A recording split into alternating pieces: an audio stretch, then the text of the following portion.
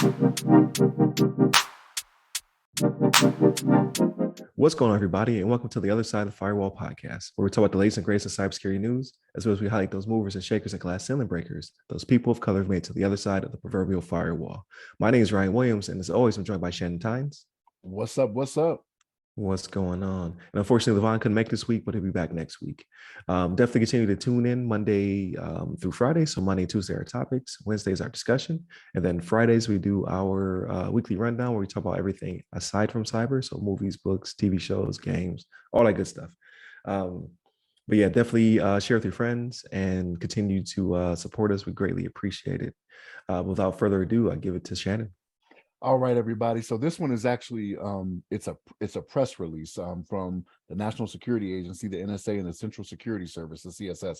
And what this is announcing the Commercial National Security Algorithm Suite 2.0, right? So what this really does is NSA releasing a future quantum resistant algorithm requirement for national security systems. So we've talked about quantum security on here before, and like quantum computers and how powerful they are, and kind of them being the future.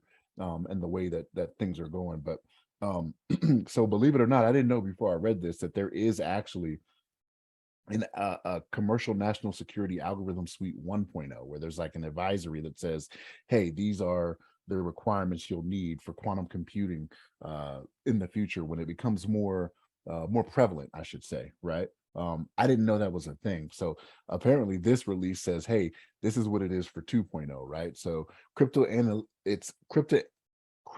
analytically relevant quantum computers would have the potential to break public key systems, right? So your asymmetric cryptography, right? Your private key, public key, which is one of the more secure ways we go about doing PKI today, right?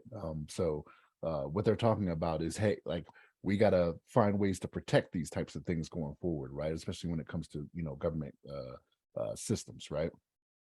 So the transition of the most critical systems require collaboration between the government, right? So national security system owners and operators in the industry.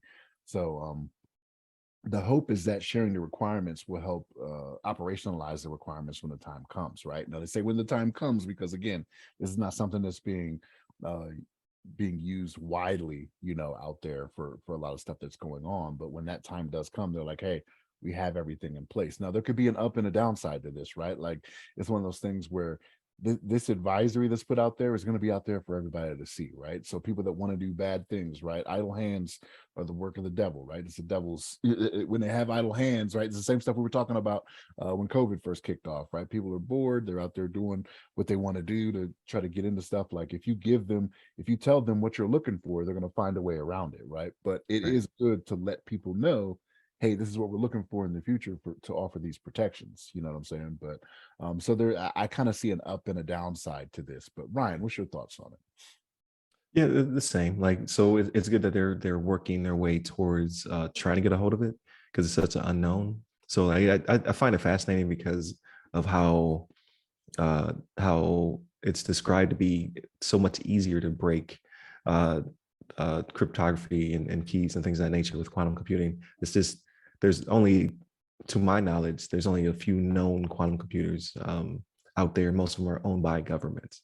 I think China has the first known quantum satellite in space, right? So it's very few and far between. Like, this won't be in people's hands for some time now, but it's the if you don't prepare for it, right, then the eventuality is that it'll debut, and then either countries that we're not so happy with or not so happy with us will go in there and cause disruption, or it'll finally make its hands into state-sponsored hackers, or one day it'll be commercialized, right? Like, people will have quantum computers in their homes.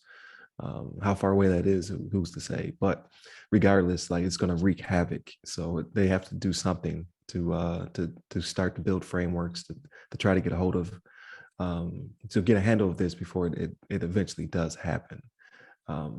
But you have to share it. So, like, this is public information, right? Like, so it goes out to everybody. I'm sure there's still tools and things like that are being developed, and hopefully well hidden, to protect us in the future in case this actually does come fruition. But like you said, like, what is it? the idle hands do the idle work. hands are tools of the devil. Yeah. Yeah, yeah. So there will be some very smart people out there who are going to try to figure out some very clever ways to break this. And that goes with pretty much any keys out there. So like your WPA2 will be vulnerable. Like we'll have to upgrade from that. Like all the RSA the keys and all things of that nature, all of your two-factor authentication will be in question in the future. In very far future is what we think, but like it could be a decade from now. So Technology is coming to us so much sooner though now, man. right. Like 10 years ago, we said, oh, it's going to be so far in the future, we're no longer going to be here. Like the people that are living right now are not going to be, but it's like that stuff is coming at us so fast now, right? Like the technology just keeps getting so much better, and we keep getting better at figuring stuff out, right? We as a people. Yeah. Yeah, very true. Very true. Like we still have flying cars, but we have quantum computers in the near future. So there is that. And the Back to the Future hoverboards aren't really hoverboards, right? Like I don't know what those Right. things were. I'm like, it's got wheels on it. It's not hovering. What are we trying to convince ourselves we're seeing something that we're not seeing? We're just trying to get there. We're trying to get there the best way we can. But yeah, it's very fascinating, like way above my head. Like I like hearing about it, I like reading about it a little bit, but I can't do the math.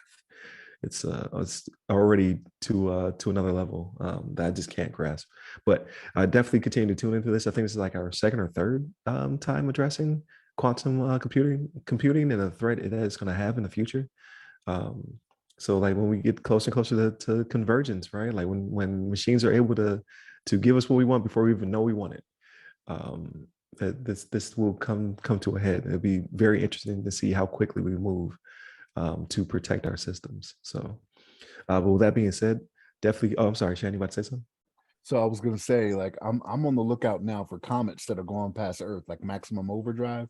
So that'll be when the quantum computers take over, right? Like, right.